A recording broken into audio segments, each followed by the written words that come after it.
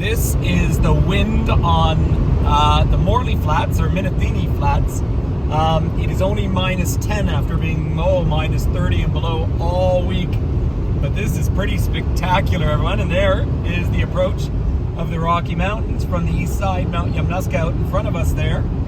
If we turned right, we get down to Minithini, which is the main community of the Stoney Nakoda Nation out here. But look at this spectacular wind coming up from the south. We just warmed up from minus 17 on the other side of Scott Lake Hill, which is the second highest point in the Trans-Canada Highway. So we're just, I'm not holding the phone incidentally because I have both hands on the steering wheel as we're zooming along here.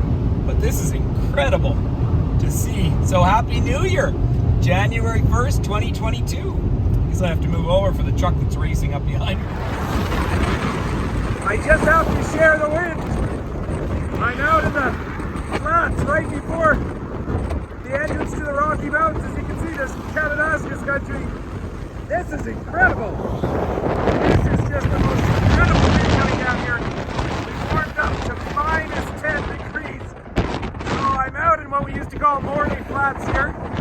So there's a sign for Chiniki history and culture. But this is the most incredible wind. I'd say the wind chill is much colder.